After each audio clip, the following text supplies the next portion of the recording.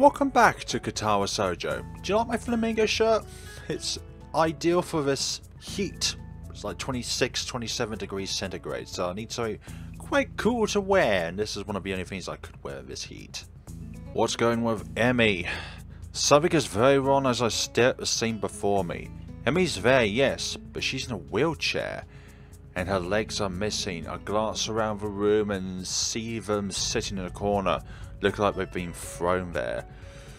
Emmy responds to my entrance with a lopsided grin that is both pleased to see me and completely, utterly heartbroken. Hi Sal. It looks like she's been crying, but if she was, she stops now. I notice that I'm a little out of breath, having taken the stairs 2 at a time in order to get here. My heart doesn't seem to mind the strain though. I file this happy fact away for later consideration. Like when I am not staring somewhat dumbstruck at my GF in a wheelchair. That's not wrong at all, having a girlfriend that's in a wheelchair, for goodness sakes. Realise I still not respond to her greeting, my brain lurches into gear. Emmy, what happened? Guess I should have listened to you. Of course you should have listened to me, Emmy. For goodness sakes. Like, you should know by now that I always know what is... Anyways. Actually, at times that's very manipulative and gaslighting. If you're always being manipulated by somebody else. Guess I should have listened to you, hi Sal. My leg's got a nasty infection. I'm not allowed to run on it for at least a couple of weeks. She gives a bitter laugh that shouldn't be coming from her. Heh, I can't even walk on it. I could have used a crutch and kept on one of my legs, but I didn't see the point. Why hop? You can't run on one leg. At least this way I still can. I can still, sorry. I don't know. Roll fast or something? Yeah, that's good. Right?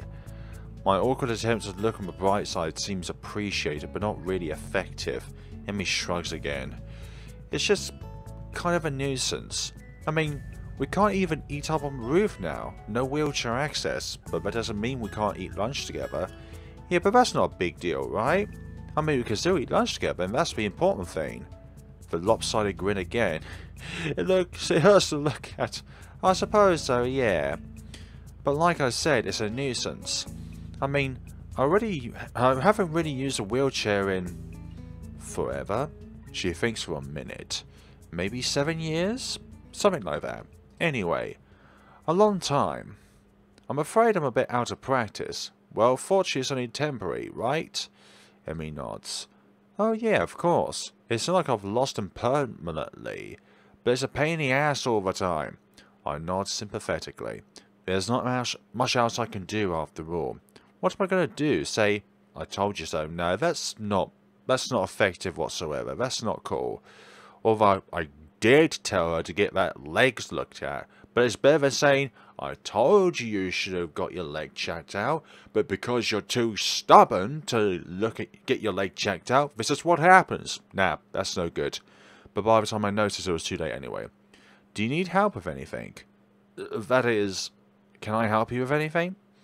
Emmy shakes her head and there's a bit of her usual grin back. Nah, I can manage fine by myself, get into the top shelf and everything like that. Although if you want to help me over to my bed, it would save me the trouble of rolling over there myself. I blush in despite of myself. Emmy giggles. You're such a prude, hi Sal. I'm not a prude. I just wouldn't want to take advantage of a young woman such as yourself. It's ungentlemanly. Ungentlemanly. I wheel Emmy's chair to her bed and easily scoop her up and deposit her there. She quickly sorts herself out and sits on the side. She's actually a little heavier than she looks. Yeah, exactly. You would never say that. It would be rude of me to observe this aloud, of course. But you just... Ugh. And smack. Emmy hits me with a pillow. Ass.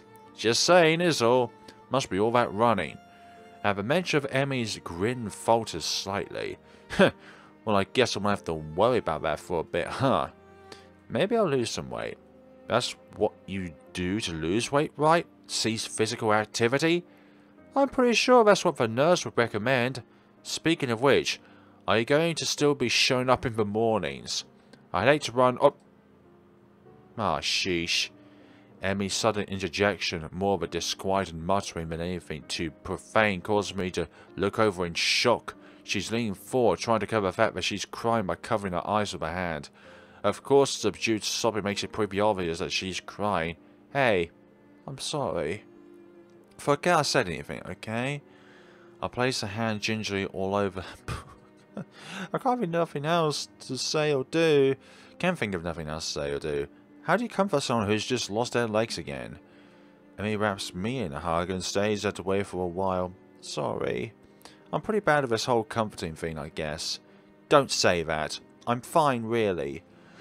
Her voice is slightly muffled by my chest. I pat her head reassuringly. That's the spirit, right? You'll get through this fine. I know it. Besides, I'm here to help you, remember? Emmy lifts her head and stares at me with tear-stained eyes. Can you? Can you really? She's grinning lopsidedly again, and something sparkles in her gaze. I can't tell if I'm being mocked or not. Of course, you're... My witty comment is cut off by the sudden press of Emmy's lips. You mean I could have got him rewarded by hitting my head on the wall behind her head? Oh. Emmy pulls back, trying to concern rather than she's about to laugh. You okay? Sorry. I rub my head ruefully and grin back at her. Caught me off guard there. Is that going to become a habit? Am I going to be lectured by Shizney and Mishimore? At the mention of a duo, Emmy giggles. Honestly, those two. If I didn't know why, I'd be utterly confused as to why she hangs around with someone so bossy. Misha hanging around Shizney. Shizney's the bossy one. You know exactly which one, Hisao. Misha's hardly bossy. Exactly, she's very loud and talkative, but she is not bossy. So what's the reason then? Huh? The reason why Misha hangs around Shizney. Well, Shizney needs a translator. Emmy waves my question off with a smile. No idea. I see. Anyway, you seem to forget the original question, don't you? Oh yeah, I guess I am. You wouldn't mind giving a guy a little warning, would you? Otherwise, I'm liable to wind up with a concussion. I emphasize the point by rubbing at the back of my head. Emmy giggles madly. You could wear a helmet. Oh yes, of course. We'll come in here full body suit and everything. Looking like I'm about to sort out a riot. Some kids here do, you know. I think that's more for the fact that they need to wear them. Or I could just take revenge. I grab a pillow from beside me and whack Emmy over the head. Emmy topples off the pillow and lands on the floor with a thump. Her arms properly reappear on the bed and she manages to pull herself back up. She really has a surprising amount of strength for that little body. Her face is turned downwards and away from mine, making me think I might have accidentally hurt her. Emmy, you okay? You didn't hurt me. Looking guilty. So, yeah, looking like you're in pain so that you can do that sort of thing again. A hand shoots up and grabs my collar. She pulls me in a sharp tug, her face now being an inch away from mine. She grins cheekily. Emmy? And she gives me a sharp headbutt, or our foreheads make quite a loud thud. And I sit back and rub my now sore head as Emmy smirks victoriously. How's that for revenge? No fair. You can't take revenge for revenge. Actually, you can. For someone missing most of her legs, Emmy's surprisingly agile. Well, for somebody who is quite able to move around, you wouldn't just focus on your leg wear, would you? You also would concentrate on your body wear and your arm wear. I swipe at her, but she definitely rolls out of the way and lands a hit with her pillow. Of course, the odds are against her. I can stand up for starters. Well, that's making a final stand, isn't it? Oof. And, oh gosh. It looks like Emmy is on top. Which is definitely a... My goodness sakes. Oh, that is a very, very bad look. Guess I can't. After all, Emmy seems to have effectively tripped me up and is now sitting primarily astride me as I lay on my back. I'm not even sure she managed it. I win. Her eyes twinkle mischievously. I've been thoroughly defeated. By God, there's a fraction of my size of that. It's not always about the size that matters. It's quality anyways. Let's move on. Then again, being defeated doesn't seem quite so bad. Having been positioned over my waist is something that I or my body can ignore easily. Damn. Open my lips to speak, but Emmy's head darts downwards before I can get so much as a word out. I give no resistance. She presses her mouth to mine. Not that I want to. This is different somehow. This is a predatorial behavior from Emmy. She pulls back, nips my lower lip, and reinitiates the embrace. The tongue touches.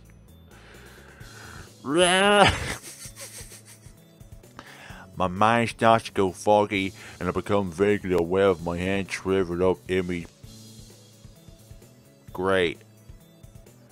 I stare up at a grinning Emmy. Told ya, that makes my second win. What? That doesn't count. Use feminine wiles again. All's fair in love and war, right? And you're even blushing. I didn't know you were a blusher, Hisao. You were blushing too, you know. Probably because of your prudish ways. Even I've got to admit this is a stupid thing to say to a woman who's got his strike. And has been, up until a few minutes ago, playing tonsil hockey with me. A prude, am I? Well then, let's see who blushes first, shall we? I'm not sure whether the tone of her voice terrifies or arouses me. Maybe a bit of both, but the question is probably quickly made rather moot. Great, yeah. Melons.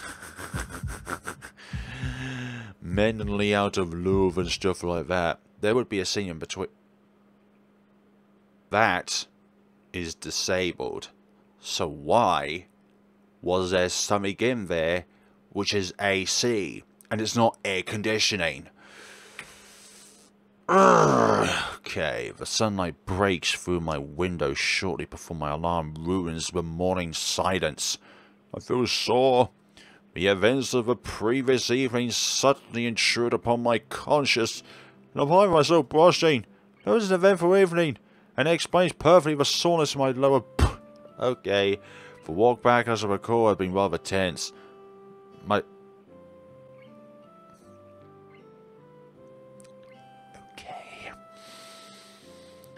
I'd washed them off in the bathroom before going back to my room, but there was still a very obvious looking stain on the front. Fortunately for me, the only person I ran into on my way back was Kenji, and he didn't notice a thing. Well, apart from my being in a general vicinity and the possibility of a foul smell. Of course, he asked how the night went, and whether or not I learnt anything of importance. I don't even know if I opened my mouth to answer. I was too tired to care, and this morning I admit that I'm feeling pretty worn out. Still, Emmy had promised to meet me at the track, and I hate to disappoint. She is indeed waiting for me when I arrive, doing her best to look cheery despite the fact that she's sitting in a wheelchair. On my return, begin stretching. You're early. Emmy frowns and shakes her head. Ridiculous. You're late. Of course. Overslept, Hisao? Or tuckered out?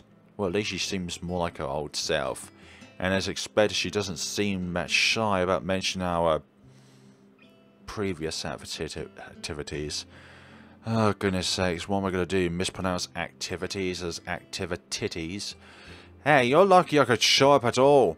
All that cardiovascular. I never thought to see the nurse afterwards. Emmy laughs out loud, then her face suddenly becomes concerned. Hey, that's not, I mean, you're not... Go on, spit it out. It's just that it would be hard to explain if he had an episode while we were... Yeah, it would, because the nurse would have to know about the cause of the activity. And what happened during that time. Oh, now that she mentioned it, it really is a legitimate concern. I certainly hadn't thought of it last night, of course. Other, more pressing concerns had been at hand. Well, I don't think anything we do is going to be any more of a strain, I thought I said staying there, than those morning runs, and I handle those fine, so... Emmy considers this point. A devious light appears in her eyes. Say... Oh, good gosh gracious! What is with that grin again? That evil grin? Say...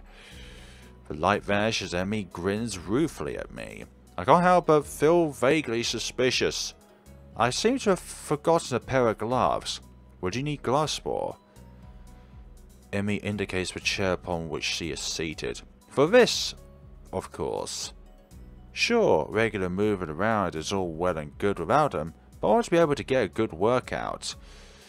But is that even a racing wheelchair? Because there are wheelchairs modified so that you can use them for a lot of physical events. Like, I even heard of wheelchair basketball and stuff like that. It's amazing how people can do that. Like, I really am jealous of them, how they can do that kind of thing. Like, be able to go about stuff like that. And to get that kind of speed, you gotta have gloves if you don't want blisters. Yep, that is a good point. So what? Are you wussing out on me then? Do I have to go it alone? Emmy thinks for a moment or pretends to think. If I remember right, there's a spare pair of two in the track shed. So she does seriously want to do it then. But in her normal school uniform, I expected her to wear her gym outfit for something like this. Wait, what are they doing there? Emmy looks askant at me. Seriously? You can't think of why a shed full of track supplies at a school for the disabled would be racing gloves? Well, when she puts it that way, I suppose it makes perfect sense. Hey, I'm still getting used to the place. Give me a break, huh? I guess I can let it slide this time. Now come on, I'll need your help. I can't imagine what for, but then again, I didn't have a clue why racing gloves would be in the shed, so I'm not willing to press the issue. Emmy navigates her way to the shed easy enough, though I can hear her grumbling under her breath. It's actually kind of cute. Hurry a little to reach the first door. Open it would be easier for me than for her. The door opens and Emmy starts to wheel inside, and he's come to a sudden halt at the doorway. It seems the door sill is slightly too high for her to get over by herself. Height issues? Oh wait, it's actually like vertical issues. God damn it, I thought like about reaching for something. Like, when somebody is short, it can be kind of funny, but not when they're struggling, that is. Like, they desperately want to get to that thing that's on the top shelf, but they can't. And that's where people like myself come in and help. Stupid wheelchair. Hi, sir, can you give me a hand here? Sure, no problem. It's a simple enough matter for me to bump Emmy over the doorway, jostling her slightly. Hey, easy there. Whoops, sorry. It's at about this time, but I failed to notice where I'm going, and Emmy's chair...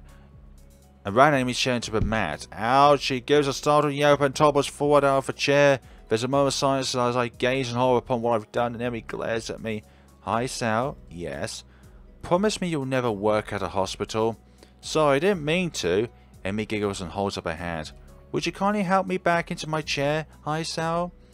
As I bend down to pick up Emmy, she grins in triumph and pulls me into a kiss. Quickly does us both, entirely unconcerned about getting her back into a chair. In fact, as I move to a more comfortable position, I confess that the chair is pushed out of the door, which, startled by the bashes, she swings shut. This game has gotta stop doing this to me. For goodness sakes, I'm missing out on content simply because of the lack of something. It takes some time, but finally we're both more or less clothed.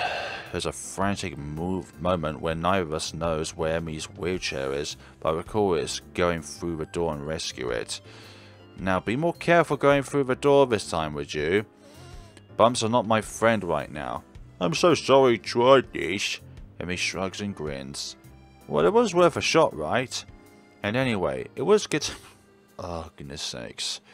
This is really starting to aggravate me. Like, I want to provide content, but for goodness sakes, I am more or less cropping out content for the sake of my channel's survival. Can't argue with that. Oh dear, it's going to be one of those routes. I hope Emmy is the only one in which we get through this kind of stuff. Like with Rin, we didn't get to that stage. As we make our way up to the nurse's office, I notice that Emmy keeps shifting uncomfortably in her seat. God, this feels weird. Good for him in a wheelchair, hi, Sal. Why is that? Because now I don't have to explain to the nurse why I'm walking funny. Oh, we're never doing this again. The nurse is at least kind enough to not comment on the marks that Emmy left on my shoulders. Oh. Right. Those kind of marks. Nor does he say a word about Emmy's constant shifting about in her wheelchair. I wonder why she's constantly shifting about. Either he doesn't notice, or he didn't want to notice, or he's just been polite enough not to make a comment on it. All the same, I'm going to have to make sure he didn't slip cyanide in my medication for a little while, just to be safe. I shave longer than usual just to be sure I'm clean of our little experiment, and then collapse onto my bed. Class is in 20 minutes, so I can probably afford a nap. No, don't do that. You're going to wander off to sleep. Knock, knock, who's there? Knock, knock. That's not how the joke goes at all. Knock, knock, I already said who's there. More importantly, what time is it? Even more importantly, what day? I'm suddenly catapulted into wakefulness by both the fact that there's a knocking still hasn't stopped and the fact that it's noon on a school day. Now fully aware I can remember while I was napping. Better not give that excuse to Muto. Sorry I wasn't in class, I experimented. Yeah, exactly, for goodness sakes. I wonder how long this knocking is going to continue. Guess I ought to answer the door. Great. For goodness sakes, is this man? Avoiding yet another uncertain thing. This time it would be with Kenji. But now you got to explain to yourself what has happened, young man. Guess I should go to class, if only to catch the last half of the day. But I've come this far without going to class today. And I did want to read more of that hawking book Muto lent me. I'm sure he'll understand. I'm sure he will. Knock, knock again. This time a noise jerks my attention away from my book. An experience not unlike being woken up. Who's there? Me! Aren't you glad? The voice is muffled through the door, but unmistakably Emmy's. I hop up and open the door, smiling broadly. Hey, nice to see you again. Emmy grins back, staring at me from her wheelchair. Yeah, you would have seen me earlier, but that damned elevator wasn't working. Had to wait for them to fix it. You'd think they could keep it in better order, but no.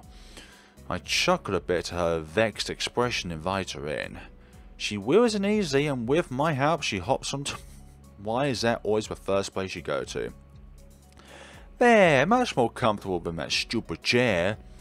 A sigh of contentment hangs in the air, and for a minute we both just stare at one another. It's at that point that I notice a circle is under Emmy's eyes. They're not that dark, but they definitely weren't there before. Before I can ask about them, Emmy fixes me with a mischievous stare. So I couldn't help but notice you weren't at lunch today. In fact, I don't think I saw you at all. What happened, I fell asleep. I actually didn't wake up until lunch, and even then because Kenji woke me up. What has you so tired, Strenuous workout this morning. Slightly uncomfortable, too. Emmy carves a half-laughing, half-embarrassed noise. Remind me not to do that again. What do you mean? You're the one who first suggested it, for goodness sakes. No problem. It wasn't exactly great for me either, to be honest. We'll just avoid that from now on. Please do. Are you, still sure? Emmy stares at me in disbelief. What? It's a legitimate question. Of all the questions I never thought I'd be asked, that's one of them. Well, I didn't even expect to have to ask it, so we're even. Emmy laughs at this. I guess so, huh? Well, since you asked, yes, I'm still a little sore. We're never doing that again. No arguments from here. And no arguments from me, for goodness sakes. I don't have to keep editing out stuff because of stuff. A yawn escapes her and I raise an eyebrow. Tired? Emmy nods sheepily. Haven't slept well. Not sleeping well. I can tell that she didn't mean to tell me this either, because she gives a little start like she's just been caught lying and hastens to add. It's not a big deal though. What's the trouble? Emmy shrugs and refuses to elaborate. Stress over exams? Another shrug, but after a pause, Emmy nods hesitantly. Yeah, I guess. That's a lie. Actually, that's why I stopped by. She begins to look more and more miserable. Not so you'd notice, of course, but her eyes are on her lap. She's fidgeting and her voice is quiet. We need to stop hanging out so much. Huh? Why? Emmy takes a deep breath like she's been practicing this. Because you're too much fun to be around. Okay? I'm too much fun to be around, apparently. And I can't concentrate when you're near me. You know, couples are able to concentrate when they're around each other, and when they actually need to be, you know, giggly, then obviously, then they can do that. With exams coming up soon, I just can't have that distraction. Otherwise, my grades will be pretty lousy, I'm afraid. I could help you study. She smiles at me, clearly unhappy with the situation. I'd love it if you could, but we wouldn't actually study, would we? I mean, even now, I'm trying to have a conversation with you, but I kind of just want to, not converse. Overwhelmed by my rugged manliness, I understand. That earns me a grin at least. Emmy shakes her head. Idiot, you're full of yourself. Well, I am pretty irresistible. More or less, I guess. So that's the situation, Hisao. I have too much fun around you, and if I'm going to go into exams prepared, I need to be alone. Hey, that's okay. It really seems to have been bothering her. Besides, it's only a couple of weeks, and we'll still see each other in the mornings and at lunch. We could just hang around at school, no problem. And after exams, we could go on a date to celebrate their being over. Them being over, okay? Emmy grins, pleased by this proposal. Yeah, sure, that sounds great. As if to signal the end of the conversation, she leans in and kisses me. The rest of the night is not spent worrying about exams. Right, teacher, I'm sorry that I was late. I got caught up in more internal affairs and external affairs with a newly found special someone. And here we are at the library. Also as well, in between the part where I skipped out on Kenji's conversation, he says he's going to be going away for a few days. And surely enough, we would need to be able to picklock a door to be able to open Kenji's door. So now is a perfect opportunity to spy around for the books that he's stolen. Bloody thief. It's weird how easily Emmy and I can keep from seeing one another after class now. Actually, I'd venture to say that it's vaguely disturbing. As easy as we'd come together, we seem to have split apart without much trouble. Well, I guess it's not exactly true. We've both been pretty bummed after that last night together, yeah. And we get to see each other even more for our runs, and just our runs, I might add.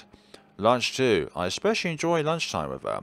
We have plenty of time to talk about everything outside of school, whereas morning runs have become increasingly businesslike. I think it's because Emmy wants to make up for our fool. Like, for goodness sakes, bloody experiments. But no matter how much we joke at lunch, I can't help but feeling a little worried about her. She seems distracted more often, and I've caught her fidgeting nervously more than once. Never figured her to be someone who cared that deeply about exams. I think there's another reason why she's fidgeting nervously. Being around that special someone, but not being able to do you know what with them. But they certainly seem to be taking their toll, even though they haven't even started. This is just the run-up, the deep breath before the plunge. Tomorrow the real trial begins. Or the real exams anyways. As for me, I actually don't feel that worried about exams at all. I sure did, for goodness sakes.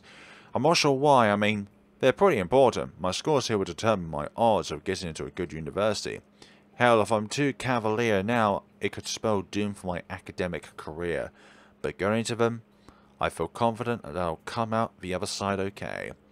Muto thinks I've got the science examination locked up at any rate. Or as he says, the last thing that should give you trouble is my exam, Hisao. It's way beneath your talents. Wow. That's highly expectant. Then again, it is Muto who's telling me this. His praise of me carries the veiled implication that anything less than perfect from me would be a disappointment, which has actually caused me to fret more than I should about the exam. It's for that reason that I find myself in the library of the class, poring over the textbook. Pretty simple things to look over. Some formulas of velocity, a few bits about friction, a walk in the park compared to my dreaded English exam. Never was good at languages, with languages. As I flip through my notes one more time, my mind begins to wander. After these exams are over, things should get easier. Soon we'll be graduated, but off to college, hopefully. I remember my abortive attempt to find out what Emmy plans to do after high school. She didn't really mean that pirate stuff. She avoided the subject pretty daftly, as I recall. Heck, it seems that just about every time I pushed too hard, she dances around the subject. Here is the subject, and this is what Emmy does to the subject. She goes around it, or deflects it, in order to talk about something else. Don't try and change the subject. Or distracts me, though. Oh, distracts me through other means, yeah. Like a few days ago at lunch, when Rin wasn't around. I've done it! I'm startled from my reverie by Yuko's triumphant shout. Yuko seems mortified at my sudden starting. Oh my god! I'm so sorry, I just got... And I really wasn't... It's just... As she stutters, I move to quickly calm her down before she gets too agitated. Well, hey! My words seem ineffective. Yuko continues to work herself into a complete frenzy. And it's a library and I shouldn't be... Easy there. Just calm down. And I really set it a bad example and now I'll get fired because I can't do anything right. Yuko! Shouting seems to work, though I draw the eerie of several other students studying in the library. Yuko snaps to attention like a soldier who's just heard the captain bark an order. Sorry. Calm down. It's okay. You just startled me a little, and that's only because I was daydreaming instead of studying. So really, you got me back on track. This is a complete lie, but it seems to work. Yuko takes a deep breath and seems to calm down a little, though she keeps shifting around with a nervous energy that seems awfully familiar, like the last time we met with Yuko about the stolen stuff from the library. So what's got you so excited anyway? The Yumako cat burglar. To her credit, Yuko manages to convey her intense excitement in a whisper. I think I know who it is. Kenji. I've got an anonymous tip as to their identity. So I did some spying and I think the tipster was right. Oh really? And who is this burglar? Yuko shuts her mouth, shaking her head decisively. Nope, I can't tell you that. Why not? It's between me and the... What do you mean it's you and the burglar? I can't risk you warning him, but I'm onto his game. He could tip his hand early and blow town, but I'm left with no perp. When did you guys start talking like a hard-boiled detective? I wouldn't warn them. Why would I care? If you forgot to ask that question, then you don't need to know. That doesn't make sense, but okay. Congratulations, I guess. Thanks! Kenji is the book burglar. What for? The cat burglar thing. Yuko nods and smiles appreciatively. So, studying for exams? Well, that was the plan. I'm not having much luck, though. Really? Is it because you can't find a book? I'm really sorry. I've been meaning to clean the shelves up for weeks now, but I keep getting distracted. I'm so sorry. Well, wait. It's not that. I've got my book right here. To illustrate the point and hopefully calm Yuko down, I'll show her the textbook in front of me. My mind just keeps wandering, is all. Is it because of the noise in here? I try to be more strict about the noise levels, but I can't bring myself to yell at people. I mean, aren't their lives hard enough without me throwing my authority around? No, it's not the noise level either, I promise. I'm just... Hell, I don't know. What about Emmy? What about us? What about what happens after we graduate? Emmy's been kind of weird lately. What do you mean? Well, you know how we're dating now. I just don't know that we're actually, you know. A couple, or at least I don't know that we're beyond friends. Though friends normally don't do that sort of things. Yeah, some really weird friends. Physically, we're a couple. Coupling, at least. It's like every time I try to find out more about her, or about what she wants to do with her life, she dodges the question. Like the other day, I was talking to her at lunch about some schools I've been looking into, and I asked her, have you looked into any schools lately? She shrugs in response, says no, and when I ask why not, she says that she doesn't think that far ahead. I asked why she had that policy, and I suddenly realised what I'm about to start describing and wisely decide to clam up. She what? She changed the subject. Wouldn't talk about it. Maybe it's an uncomfortable subject for her. Or she just doesn't think it needs explaining. Yeah, but it's not just that. Every time I try to find out what's been bothering her, she changes the subject too. Like she likes being with me, but not getting close to me. Now that I said it out loud, I feel worse. Yuko digests this bit of information. You know, it seems to me that you're more serious about this than she is. That is correct. I can always feel my stomach twist into a knot. She's right. That's exactly what it seems like. But is that really what's going on? I mean... Sorry, I'm just talking nonsense. You shouldn't take my advice. You barely know me. And you barely know me. I'm just a librarian. I'm single, so you can imagine I can't know what I'm talking about. No, I think you have a point. As much as it hurts to even consider it, Yuko seems to try desperately to find a way to soften the blow somewhat. Look, I'm probably wrong, but if you want to be sure of how wrong, obviously wrong I am, maybe you should just talk to her, get some time alone and just ask about it. And don't let her change the subject either. Yeah, maybe I should do that. Or maybe I should just enjoy what I have. We have fun hanging out after all. And the runs are nice. And the other activities are nice. And talking to her is nice. Do I need to get close to her? What I've got right now is pretty good. But that's silly. I want to get close to her. I want to be able to help her out with whatever is bothering her. But maybe I should wait until after exams are over. Maybe she'll brighten up once the stress has passed. If she does, then I don't need to worry about it anymore. But if she doesn't, well, I'll cross that bridge when I come to it. I thank Yuko for her advice and head back to my room. Maybe I'll be able to concentrate more on my studies in there. Indeed, another day dawns for us. Although previously another day transpired for us. Gosh, it's so hot. 26 degrees centigrade. I don't need to know. I'll leave the room after finishing my final exam and breathe a sigh of relief. As I'd hoped, the exams weren't so bad. I managed to breeze through just about everything but the English final. And even that was acceptable. I wonder how Emmy did. Even more so, how's she doing? She looked terrible at lunch today. I mean, she was pretty happy to be out of her wheelchair, but she was so exhausted. Something's been wearing her down. And I'm starting to really doubt that it was just the exams exactly, otherwise the stress would be over by now. Should I confront her about this though? My musing is interrupted by a tap on the shoulder. Hey, hi Sal. Got a minute? I suppose I can spare a few minutes. Why not? Why not? Yeah, I've got some time. Nowhere important to be or anything like that. Muto raises an eyebrows to question my statement and beckons me back into the classroom. I want to get some feedback from you if I could. I know that this course wasn't really up to your level. Don't worry about it. The science club activities more than made up for it. Did they? Well, in fact, that's what I wanted to talk to you about. Do you think that was a worthwhile activity, just my own reference? Well, yeah. It was a great way to go further than we did in class. It was definitely worthwhile.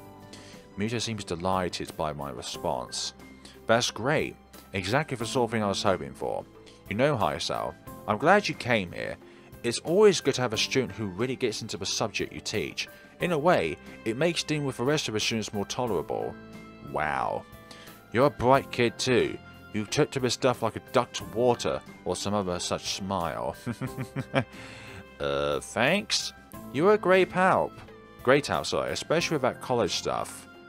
There's one more thing, Hayasao. A bit of advice from one scientist to another. What's that? What does a scientist do? Discover. Observe the world around him. Exactly. Good. A simple question, but one that most people can't seem to answer. That's the essence of a scientist, Hayasao. Observe the world. We observe what's there and try to figure it out.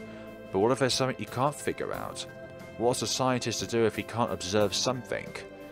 How, for example? Can we talk about quirks when nobody has ever actually seen one? Or black holes when observing them directly is impossible? Well, scientific equipment's pretty advanced. Mewtwo irritably waves away my response. No, that's not it at all. Those are tools. I'm trying to give you a philosophy. Yeah, you're not looking at tools, you're looking at the way you look at it in your head. Think. If you can't observe something directly, then how can you observe it? Guess? How? How would you guess the movement of a quirk? What is your guess based on? A hypothesis. I should have thought of it earlier. The things it affects. Mewtwo claps his hands together, excited, and whoops. Yes, exactly. Good. Remember that, Hisao. If you can't examine something directly, it's because you're looking at it wrong. The wrong angle. You have to look at it differently if you want to uncover the truth, and if it eludes you, then look at what it leaves behind. That is the essence of being a scientist.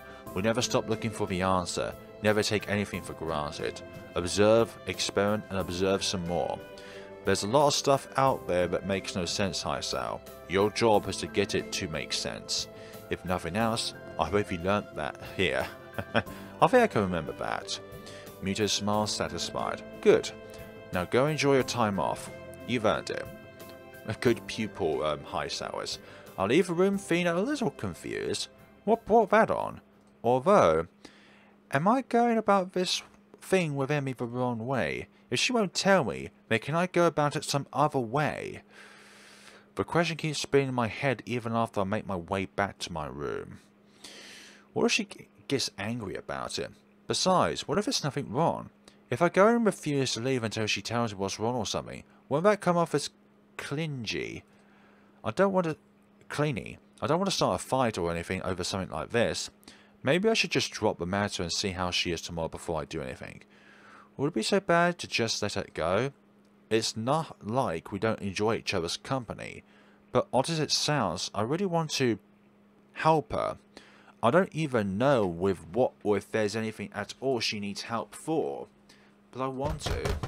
And suddenly a knock at my door rouses me. Great, I open it to see Kenji again. I'm just going to pretend for the sake of my own sanity that he's wishing me luck in talking to Emmy, and if I squint the whole card analogy he was talking about works here, trying to lay it all on the table. We'll see if I can't get Emmy to do so rather. With a sense of sight approaching purpose, I head for Emmy's room. I hop up the stairs, lead to her room and knock on the door. Who's there? Huh, that's odd. Her voice sounds a little choked. Hey, it's me, thought I'd stop by. Hi, Sal? Come on in. I reach down to open the door only to find that it's locked. More and more curious. Your door's locked. Oh yeah, sorry, give me a minute. In a few minutes, Emmy opens the door, grinning. Sorry, I had to put my legs on. I was napping. Despite her grin, there's something definitely off. Emmy's eyes are slightly red, and looks like she's been crying. Hey, no problem. Are you okay? Yeah, I'm fine. It's just that you look like you've been crying. Oh yeah, hi Sal. You're off to a great start on this one. What? No, I'm fine. I'm just happy to see you. Stop orbiting around the subject, Emmy. There's only going to be so much time in which you can simply pass it off before your bottle of trying to keep it contained bursts. And this again. She tries to go around the subject with this sort of stuff. So yeah, Emmy Dom Hisao sub. I know what she wants to do now, and I'm also painfully aware of how badly I want to do it too, but I break the kiss with a range of self-control that nearly kills me. Hey, wait. Emmy's eyes crinkle in confusion. Huh? Wait for what? We need to talk. Is that supposed to be my line? And never a good thing to say. She's got a point. It's usually the lead into a breakup, or the prelude to a fight. Maybe it can be a good thing this time. That's the hope anyways. Huh? Can we at least get... It's my first day back on these things, and I'm still readjusting. Plus, the nurse said I should try to be on them less often, since running puts such a strain on them. Can't argue with that. It's a trap, we both know it, and we both don't care. Then again, it's awfully hard to get angry with your object of your motivation too. I set Emmy's legs by the bedside and sit down next to her, throwing an arm around her shoulders. In silence, we just enjoy being able to be in this position again for a few minutes. Then of course I need to ruin it by opening my mouth. Look, I know that you've been having kind of a rough time of it lately, and I want to help you out. I thought it was just exams getting to you, but now I come to your room and you've been crying, and that kills me. But I can't do anything if you won't talk to me about it. I told you I'm fine. No, you aren't. It's obviously something's eating at you. You can tell me, you know. There's the slightest increase in tension in Emmy's voice. Why is my saying I'm fine not good enough? Because it's not the emotion behind the words which actually allows us to get the confirmation that you are fine. Your words don't betray your emotions. You're concerned. I get it, that's cool, but I'm fine, and it's nothing you need to worry about. Not sleeping and spacing up more than Rin doesn't strike me as being fine. I want to help. Uh-huh. Yeah, I don't like seeing you like this. I want you to be happy, you know. I get a thing that came out wrong, because Emmy fixes me with an icy stare. I'm not saying that whatsoever. She's definitely getting angry now. Want to swoop in on your white charger and save the day? Stop the nightmares with phantom limb pains? Restore what's lost? Her voice catches in her throat, and the tears start to flow. Well, you can't. Nobody can. Nobody will. I'm so stunned by her sudden verbal assault that I remain quiet. Neither of us says anything for a while. I'm surprised that Emmy tightens her grip on me rather than pushing me away. After a deep breath, she starts talking again. Look, I'm sorry. There's these nightmares about the accident. Ah, the accident, I should have known. It took her legs after all, but it never comes up, of course. It took her legs, yes. But it didn't take her life. And I think that's where the father comes in. Because her father saved her from the accident. And I usually deal with them fine because I can run. Running clears my head like nothing else. I don't have to worry about anything while I'm running. I just concentrate on breathing, on the rhythm of things. It's easier that way. Life's easier that way. Just keep moving forward, you know. Nothing else matters. Just getting around the next curve. And then it's the next curve. And the next until I can't go anymore. Or think anymore. Or do anything but slow down and walk until I catch my breath again. After something like that, nothing else matters. But I've been stuck in that goddamned wheelchair for too long, so no outlet. Today, it just kind of boiled over a little. You could have talked to me about it, you know. You didn't have to go it alone. Emmy smiles sadly like she's trying to explain to a child that all fire burns. Yeah, I did. And I do. But why? Why do you have to keep going through this alone? Why can't you just trust me enough to let me help you? That smile again. Emmy leans in and kisses me on my cheek, an almost motherly gesture. She leaves her mouth close to my ear and she confesses this one thing to me. Because, Hi Sal, I've already had everything I knew ripped away from me once. I don't know what I'd do if it happened again. She pauses as if uncertain as to whether or not she should continue. I can feel a violent churn in my gut. She continues. So I can't rely on you.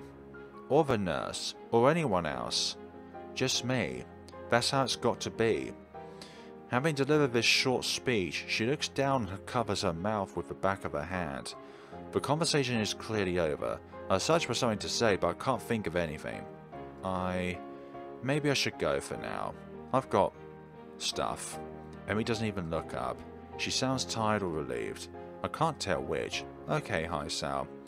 Go take care of that stuff. I'll see you tomorrow. I get off the bed and head for the door, pausing at the doorway. Hey, Emmy? Yeah? 1,000 things I want to say. I'm too mixed up to say any of them, though. After her admitting that she'll never let me get close, I feel like my world has just been ripped out from me. What happened to that accident? I know she lost her legs, but that's never seemed to bother her. What happened there? What scares a girl so badly that she won't accept help, even from someone she loves? I don't know. But I want to know. I want to know so badly that being denied that answer feels like a knife in my guts. Hi, Sal? You were saying? I'm still standing in the doorway. Nothing. Never mind. And I'm closing the door and walking down the hallway, down the stairs, out the door, into the dark. Somehow I wander back into my room. My brains are doing a mile a minute, going nowhere fast. I can't figure out how to deal with this. I thought that moving forward was a good thing, dwelling less on the past that I can't change, living in the past and looking at the future. After this thing with Emmy, I'm not sure anymore. She was saying the truth. It's simpler to look at the next curve, ignoring the path gone by. No worry about the opponent left behind. No care for the spectators on the sidelines. And unfortunately, no time to watch out for lagging teammates either. I throw myself down onto the bed, looking at one corner of my ceiling as if the answers I want were written there. No such luck, of course. She's literally run away from something. But have I not been doing the same thing? Trying my best to forget about my hospitalization? I am getting better, but my health isn't going to magically fix itself. Emmy has 2 legs instead of a heart to deal with, but those aren't going to magically fix themselves either. Maybe it's just as fixed as both of us can get. The room becomes darker and darker until I can't really tell I'm looking at a corner anymore. The morning comes too soon on the heels of a sleepless night. Is this how Emmy's been spending her nights? Staring at the wall or ceiling, trying to stop thinking about whatever it is? Her in my case, that clenched feeling in my gut is still there. I can't rely on you. Words spoken so casually, but yet they hit so deeply. Almost like she was teasing me or chastising me for suggesting that the earth is flat. That's how it's got to be. The way it's got to be sucks. I'm feeling so miserable that I very nearly decide to skip the run. That would be stupid though. It's not something I should do just to see her. Sure, that was the original reason, but it's something more now. I start to enjoy the running itself. There are worse ways to get the blood flowing anyway. Exactly. Never thought I'd say it after the first week or so, but I feel a lot better after the run. Like, no matter what else I do today, I've at least done that one thing. It wakes me up too, and Emmy herself said that running always clears her mind. Maybe it'll help clear mine. I hope so. The morning is cool and clear, if a bit humid. You can say that again. Summer's making itself known, it seems. Emmy's already stretching out when I arrive, and greets me with a smile and a wave. Hey, Hycel. The sight of her so chipper is like a kick in the nuts. How could she be so happy after the exit because she's trying to look ahead, not behind, ahead? I give a half wave and am surprised to receive a hug. Hey, about last night. Here it comes. I wanted to say thanks. I actually managed to get some sleep for the first time in a while, and I think it's because of our talk. So thanks. How could she sleep better after our chat? It's called offloading. She basically told me that she wouldn't get any closer to me, and that let her sleep well? Excuse me, but what the hell? Emmy either doesn't notice my bafflement or chooses not to notice. No telling with her anymore. Oh, no problem. Glad it helped. Not like I was sleepless the entire night knowing what I did was wrong. The venom that threatens to drip into my voice is controlled for now, but I think I'd better start running now before I do anything stupid. Emmy seems equally willing to get started, and before long we're darting around the track. Right. I can tell she's feeling more relaxed. Feels more relaxed. Her running's gone back to the more graceful movements I remember from when I first watched her. It's a stark contrast to the almost brutal way she's been hurling herself around the track for these past 3 days.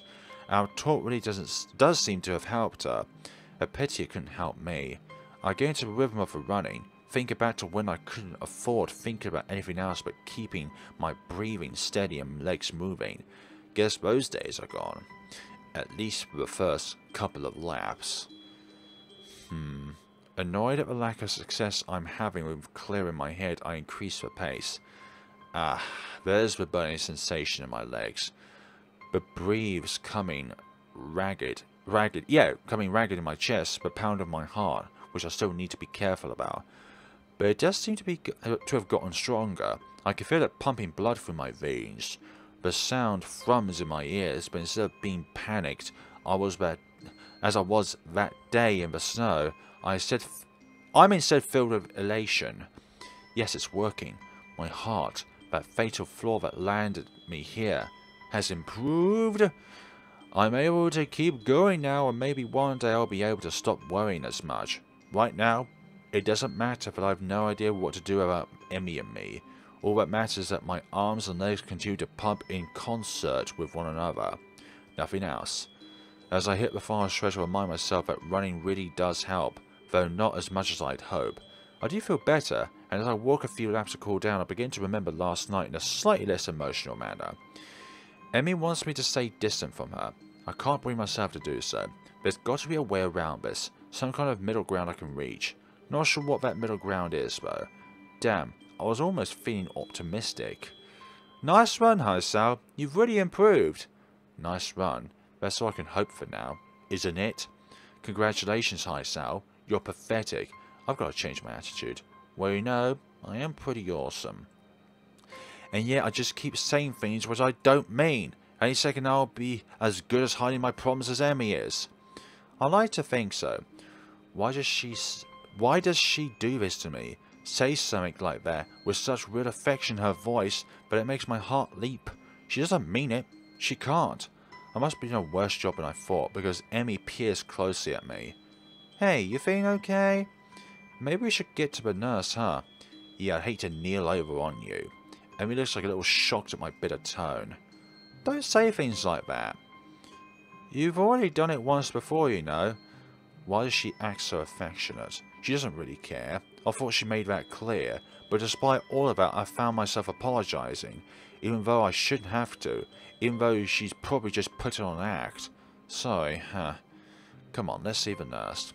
I can't get myself to calm down the whole time. Every time it feels like I've gotten over what happened last night, Emmy does something or says something that shows affection, and I'm back to the beginning. The image of her ending that conversation haunts me. It was like the final twist of a knife that left me feeling bereft of any hope that Emmy and I could be more than what we are. And what are we at this point? Little more than friends who happen to blank. And really, it's not like I don't enjoy the time I spend with her. Said so the other day myself. I very nearly didn't even bring anything up with her. Was just gonna hop on in there and let it ride, wasn't I? With this running through my head, I find myself in front of the nurse's office, still brooding as he checks out Emmy. Emmy comes bounding out the door, gives me a kiss and darts off to show, I assume. Meanwhile, the nurse beckons me into his office to give me the ritual once over. Any problems today? No, I even pushed it a little harder today than I have in the past, and I seemed able to handle it. That's uncharacteristically risky coming from you, Hisao. You've been hanging out with Emmy too much. She's rubbed off on you, and not necessarily in a good way. At the mention of Emmy's name, I can't help but frown unhappily in spite of my efforts at control. Well now, this is new, don't you think? Last I checked, your usual response to Emmy's name was a grin, not a frown. What exactly happened between you two? Because Emmy doesn't seem to be in on it, whatever it is. She looks more relaxed than I've seen her in weeks, which is unusual for this time of the year. What do you mean by that? By what? For this time of year? I keep trying to find what's been bothering her, but she clams up as soon as I broach the subject. But last night she said... Let me guess, she won't tell you, because she says she can't trust you. And now you're crushed, because you thought that the two of you were so much more than she seems to think, right? More or less. How the heck did you know? Hi, Sal. I'm the nurse. It's my job to know these things. Yes, all of the biological things, for goodness sakes. Plus, I've known Emmy for long enough to know that she'd try to do something like this. It's just like her. He says this in the sort of half-affectionate, half-frustrated tone that would seem more appropriate if he had a cigarette dangling from his lips. As it is, he seems willing to make do with a pen. Look, you mind if I give you some advice? I think we should be open about this kind of thing. by saying, sure, why not? What was it that Muto said yesterday? If you can't observe a thing, then observe what's around it. Worth a shot. The nurse knows Emmy better than I do, I'll wager. Sure, I'm open to suggestions. Honestly, I'm kind of lost. I've got no idea how to deal with this. I never would have guessed. He grins while he says this. I think he's kidding. Look, here's the deal. Emmy is stubborn. Yep. I figured that one out already. Emmy is stubborn. You should know that by now. And if you don't, then you're probably unobservant. But I'll give you the benefit of the doubt here. I'm so grateful. Anyway, she's decided she doesn't want to talk about what happened, then she's not going to talk about what's happened. Has she said anything about what's been bothering her? Even a hint? Well, she did say she'd be having nightmares about the accident. Really? You're making progress then? That's good. Yes, it's one step forward because you know the cause of what's upsetting her. But there are things in which you can't help a person with, no matter who they are. If they're your loved one, if they're your mother, if they're your dad, or if they're your sibling. There's just certain things we cannot help them with. But the thing that we can do is be by them when that happens. But we can't just cast a shadow over that problem and pretend it doesn't exist. Because it does exist. Well, I guess I can feel you in on this without violating my strict non-interference policy when it comes to Emmy making stupid decisions. The anniversary of her accident is coming up soon. She gets depressed around this time because it was a pretty traumatic event considering what she lost. She lost her father. That's the other thing. She acted like she lost more than just her legs. What happened? Okay. Emmy's mother hinted, and Emmy's hinted, that her father / her mother's husband, other half, is no longer with them. So sure, you can take that as a hint to suggest what happened. Emmy was saved by her father from a car accident. Whoop. Nope, not going there. You have to ask someone else about that because that's a whole can of worms I'm not about to open. If Emmy wants you to know, she'll tell you in her own time. You've just got to be patient, that's all. Why are you even helping me with all this? Because you're good for her. She trusts you even if you don't think she does.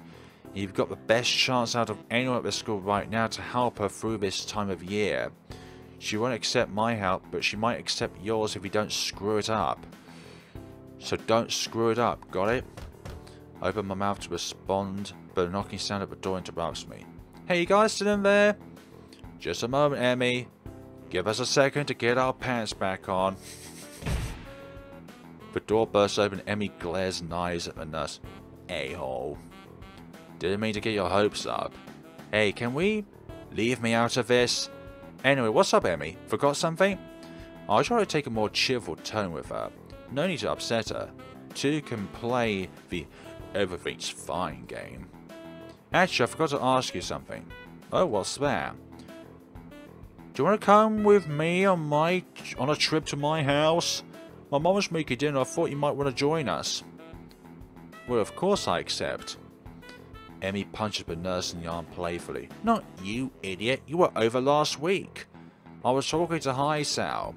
Oh, how interesting. Meeting the parent. There isn't a S at the end. There's no plural at the end there. Are you getting the hint yet, Hisao? Are you getting the hint of what's going on here? The cause. Anyways, let's move on. I'd love to go, Emmy. Thanks. The nurse raises an eyebrow but says nothing. Hinting. Hinting but not saying it verbally. Great. I'll be in my room. Swing by after you shower and change to something clean and we'll grab the boss. Sounds good. I'll see you in a bit. This time it's me who leans in for quick. Darts off to my room. Do that affection stuff elsewhere. The nurse doesn't want to see that. What an interesting development. Maybe we're getting closer after all. But you just end up going about it in the wrong way, which is too direct.